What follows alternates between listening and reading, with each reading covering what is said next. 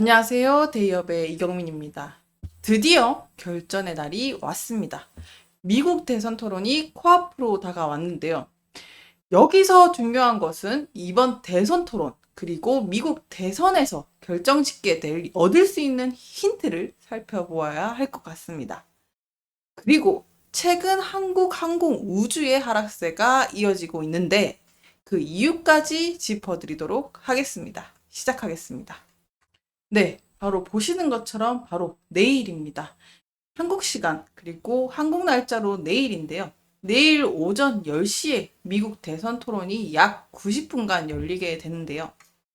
지금 상황을 보시게 되시면 후보의 흐름이 약간 트럼프 쪽으로 기울게 되었습니다. 트럼프가 52%, 해리스가 46%로 약간 간격이 벌어졌다고도 볼 수 있는 상황인데요.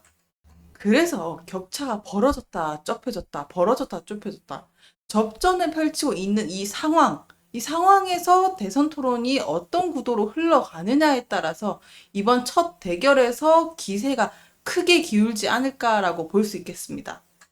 자, 만약에요.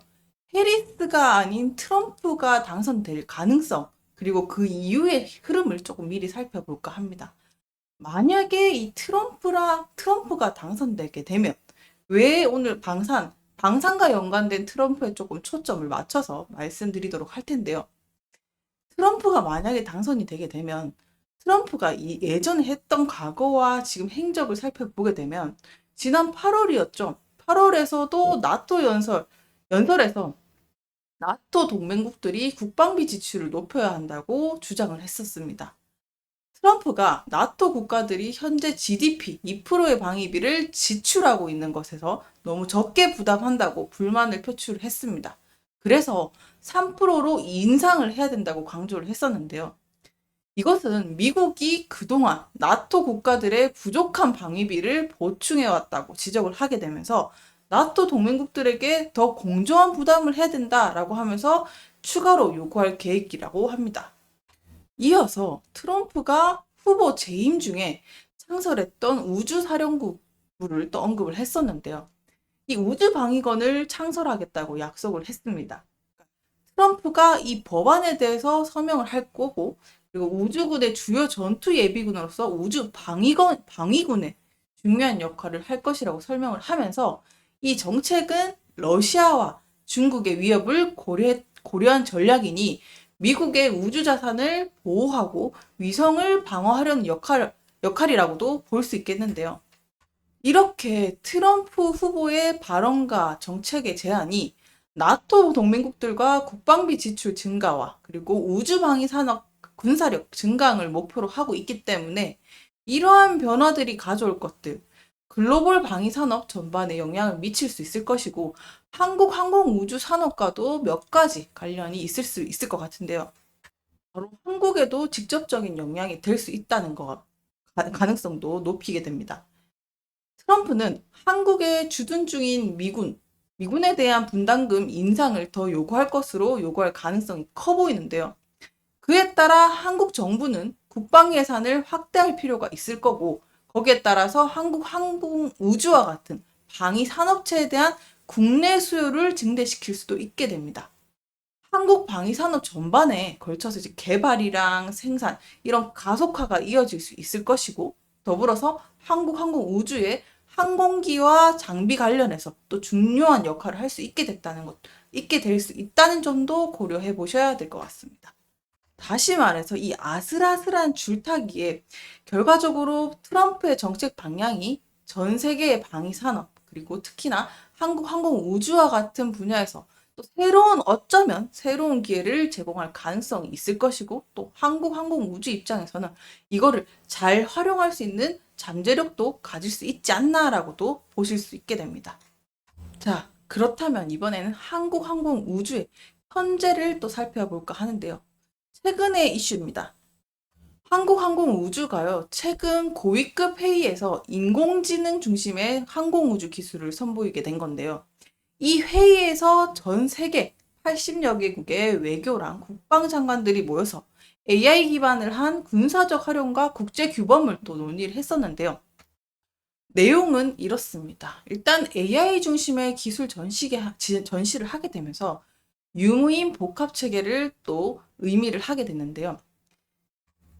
여기서 유인기와 무인기가 협력을 해서 공중 전투를 수행할 수 있는 시스템을 또 보여주기도 했고, 또 시뮬레이터를 통해서 가상훈련과 시뮬레이션을 통해서 군사적 효율성을 또 높이면서 이런 것들을 선보였다고도 볼 수 있겠습니다.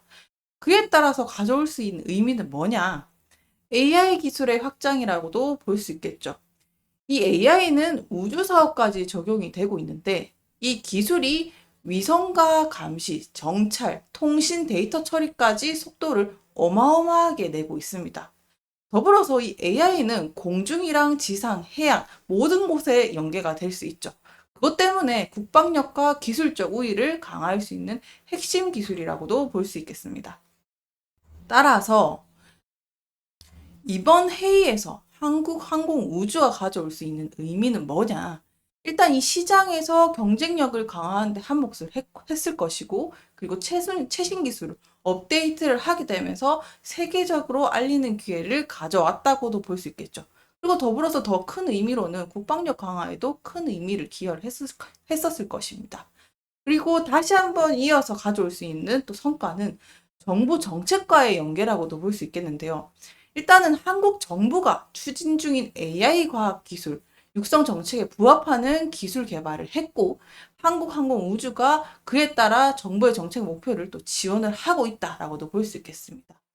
AI 기술 개발과 R&D 투자 확대가 한국도 그렇고 한국항공우주한테도 기술 혁신과 발전을 도모할 수 있는 기회가 되기도 했죠. 그래서 이번 회의에서의 성과, 그리고 앞으로 파트너십 계약까지 이루어지게 되면은 당연히 한국항공우주 입장에서도 매출 증대와 수익성까지 이어질 수 있을 것으로 보이는데요. 바로 이어서 한국항공우주의 실적을 상반기를 정리해 보도록 하겠습니다. 한국항공우주의 상반기 실적은 매출액이 1조 6천억 원에 달합니다. 영업이익은 1,200억 원에 달하는데요. 일단 이 같은 성과는 국내 사업 부분을 먼저 정리를 해야 될 것 같은데, 일단 주요 사업에 있어서 KF-21을 체계 개발을 했고요. 그리고 전술 입문 훈련기와 그리고 신규 수주가 1조 6천원짜리가 따라왔습니다. 그리고 완제기 수출을 했었는데요. FA50이 또 유명하죠. 이 FA50은 인기 상품이기도 해서 세계 각국으로 또 수출을 했었는데, 폴란드뿐만 아니라 이라크 재건에도 돕기 시작했고, 말레이시아도 수출을 했습니다. 따라서 이 FA50을 메인으로 해서 매출이 본격적으로 잡힐 것이고, 매출 회복세와 함께 환율 효과도 이루어지면서 수익성 개선이 이루어지지 않을까라고도 조심스럽게 생각해 볼 수 있게 되는데요. 다시 또 초 차트를 보시게 되면요. 어닝 서프라이즈 이후 7월 말 이후에 한국항공우주가 2분기 실적에서 예상치를 초과하면서 7월 말과 8월 중반까지 한 차례 실망 매물이 나오는 듯 하다가 주가가 다시 한번 전고점 부근까지 이어졌었죠. 그러면서 다시 하락세가 이어지고 있는 모습인데요. 일단은 이 짧은 기간 7월 말부터 어닝 서프라이즈 이후의 이 시점을 정리를 하게 되면, 일단 한국항공우주가 2분기 실적에서 예상치를 또 초과하는 성과를 보였기 때문에 주가가 일시적으로 상승을 했고, 그러면서 단기적인 가격 상승 후에 차익 실현이 나와주고, 그 다음에 시장의 전반적인 불안정성과 또 기대에 또 부합하지 못했던 뉴스나 실적들이 또 나와주면서 계속 지금 주가의 하락이 이어지고 있지 않나라고도 볼 수 있겠습니다.